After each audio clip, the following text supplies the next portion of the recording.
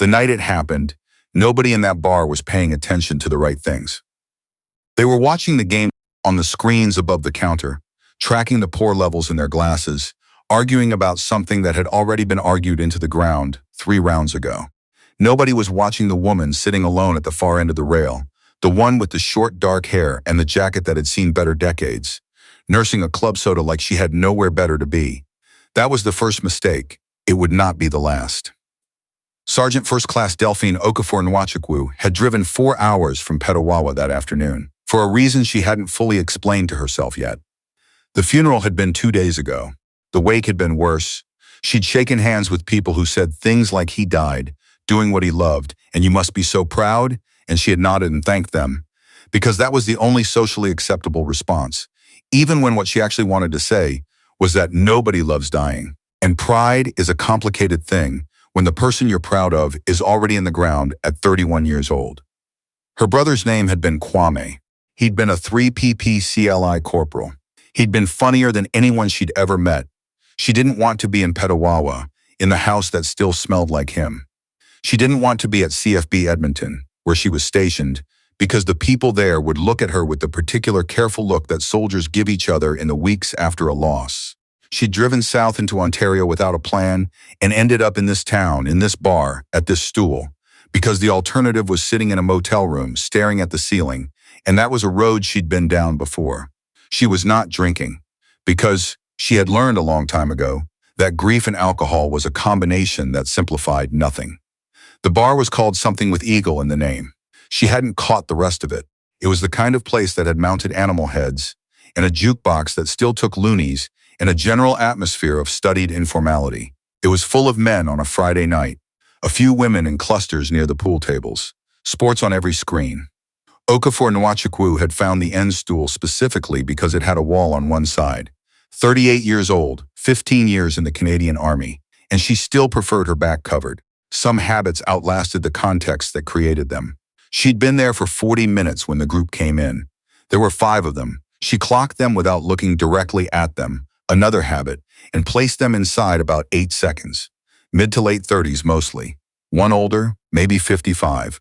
The body language was familiar, a specific kind of ease that came from professional rank, from being accustomed to rooms rearranging themselves to accommodate you.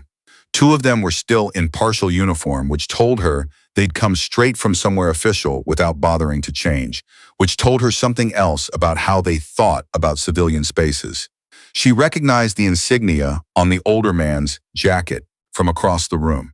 Lieutenant Colonel, Canadian Forces. The younger ones were captains and a major if she was reading the fragments correctly. Off-duty but not off-duty in the way they thought they were. They were loud in the way that groups are loud when they're used to being the loudest thing in any given room. Not obnoxious exactly, just large, taking up space as a default rather than a choice. She turned back to her club soda. The first 20 minutes of their presence were unremarkable. She heard fragments. Something about a procurement decision.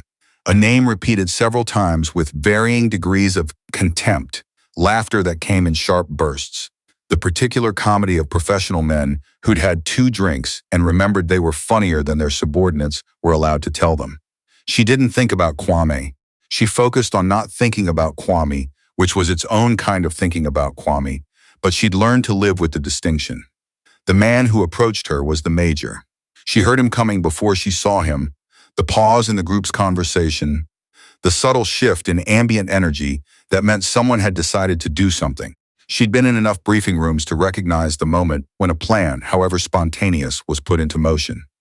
He sat down on the stool beside her without asking, put his glass down on the bar with a small, confident thud. "You look like you could use some company," he said. She looked at him. He was reasonably good-looking in the way that men with authority often are, because authority is its own aesthetic.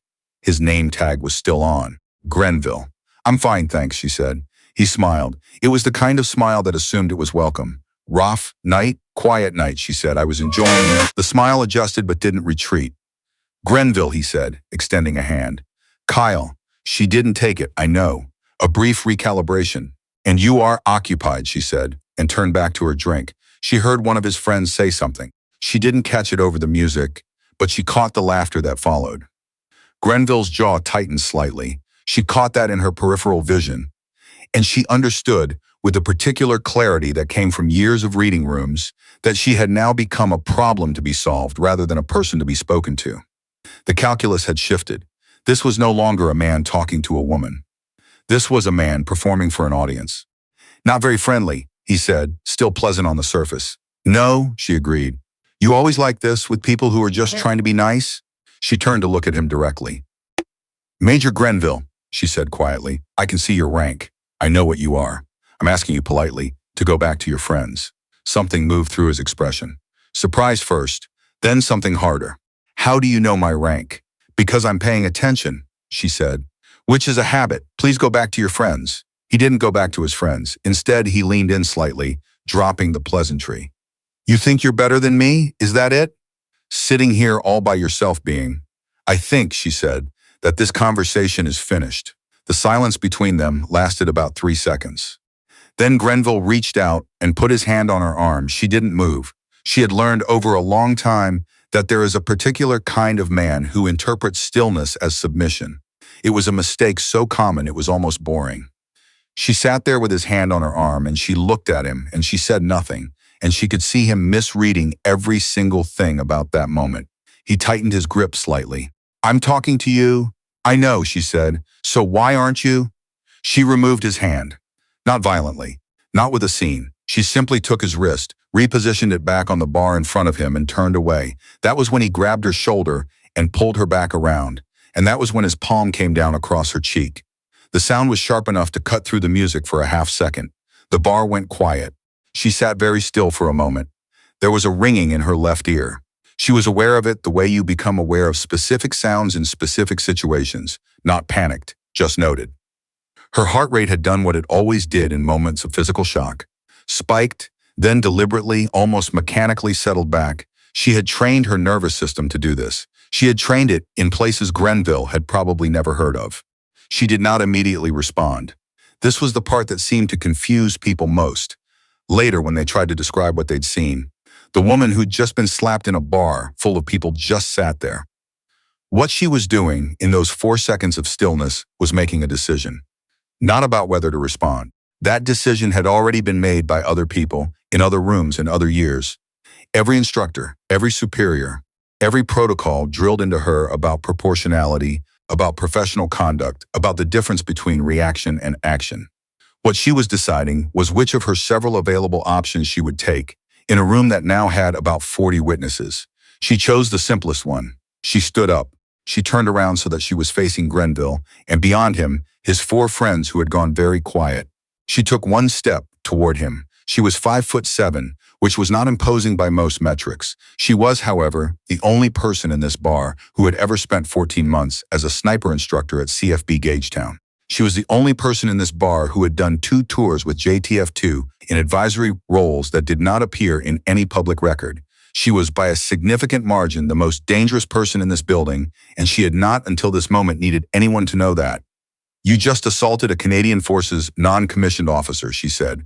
Her voice was even, not raised. She had never needed to raise her voice to be heard. Grenville blinked. She's, one of his friends started. Sergeant First Class, she said. 15 years of service. 2 operational deployments, 1 advisory role I'm not going to specify. I'm currently attached to 3 PPCLI at CFB Petawawa. She let that sit for a moment. That's the regiment your unit falls under, Major. The silence in the bar had become a different kind of silence, the watching kind. You struck a superior non-commissioned officer in a public setting, she continued. In front of witnesses, in uniform. She glanced at the name tag that was still in his carelessness, still visible on his jacket. That's a conduct charge at minimum. Potentially criminal harassment and assault under both military and civilian code. Grenville opened his mouth. Don't, she said. He closed it. She did not raise her hands. She did not threaten him. She did not perform anger or humiliation or any of the things a man his position might have expected her to perform. That was the thing about 15 years. It had mostly burned away the need to perform. One of his friends, the older lieutenant colonel, stepped forward. His face had done something complicated in the last 30 seconds. Sergeant First Class, he began. Sir, she said, because rank was rank, whatever had just happened, with respect. You watched one of your officers strike an NCO. I'm going to ask that you consider your obligations under the Code of Service Discipline before you say whatever you're about to say. The lieutenant colonel stopped. He was not, she noted, a stupid man. He was a man who had just realized how badly his evening had miscalculated itself. Nobody here knew who you were, he said finally. That's correct, she said. That doesn't. He stopped. Try it again. Major Grenville's behavior was unambiguous, she said. I know. I was there. The bartender had materialized at some point. He was looking between them with the expression of someone who had called the police twice in the last year and had complicated feelings about whether this situation required a third call. Don't call anyone, she told him, without looking at him. This will be handled through proper channels. She meant it. She had never had any intention of making this a police matter. The police did not have jurisdiction over what was about to happen to Major Kyle Grenville's career. And she had, in her experience, found that the military disciplinary process was considerably more unpleasant than civilian criminal proceedings. For the individual on the wrong side of it, she picked up her jacket from the back of the stool. She picked up her club soda, finished it, set the glass down. I'll be submitting a formal complaint through the chain of command on Monday, she said. I would advise Major Grenville to speak to a JAG officer before then. She looked at Grenville directly. He was a different man than he had been 11 minutes ago. The confidence had gone out of him in the particular way that confidence goes when it's revealed itself to have had no foundation. I hope this evening clarified some things for you, Major. I genuinely do. She put on her jacket and walked out. The parking lot was cold. November in southern Ontario had a specific quality of cold, damp at the edges, the kind that found the gaps in clothing. She stood beside truck for a moment, not getting in, letting the air do what it did. She thought about Kwame.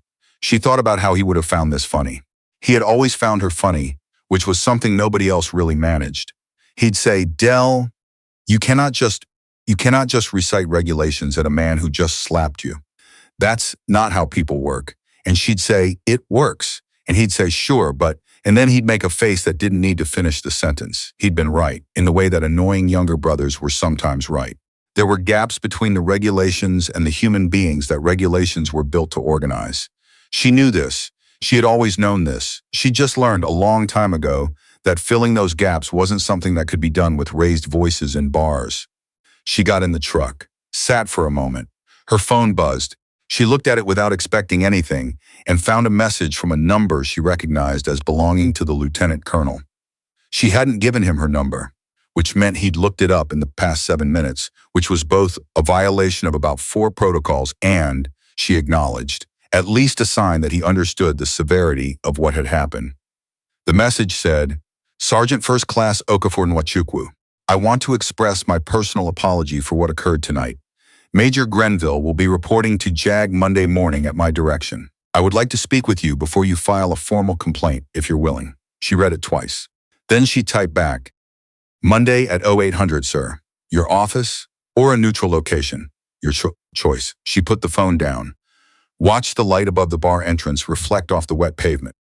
The thing about the way the evening had gone, the thing that people she suspected would find either satisfying or unsettling, depending on who they were, was that it had never been about her. Not really. She had not been sitting at that bar, hoping for a confrontation. She had not been waiting for someone to underestimate her, so that she could correct the misapprehension. She had been a woman in grief, trying to find a few hours of quiet, and she had found instead a man who had made a series of choices without understanding the full context of what he was choosing. She had been doing this for 15 years. Every time she walked into a new room, there was a version of this. Not always with a slap, not always with stakes this concrete, but the underlying architecture was consistent. The assumption, the dismissal, the surprise when the assumption turned out to be wrong. She'd stopped finding it remarkable. She'd stopped finding it insulting, mostly. It had become, over time, just information, data about the room, something to be assessed and managed. What she hadn't stopped finding, what she suspected she would never stop finding, was the weight of what it cost to be underestimated. Not the dramatic version of it, the bar scene, the confrontation, the quiet version, the years of it, the accumulated weight of every room where she'd had to prove the obvious before she was allowed to do her job. Kwame had understood that. He'd been living a version of it in his own corner of the same institution. They'd talked about it in the specific, coded way that people who share an experience talk about it, shorthand that didn't require explanation. She was going to miss having someone who spoke that language.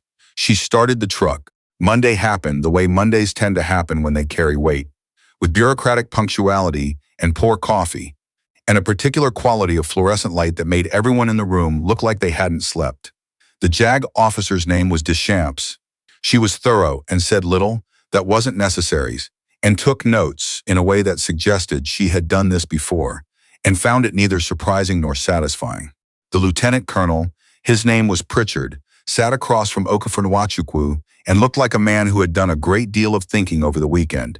Major Grenville was not in the room. He would be interviewed separately. That was protocol. Okafor gave her account once, clearly, without embellishment or editorial. She named what had happened. She identified the conduct. She did not perform outrage.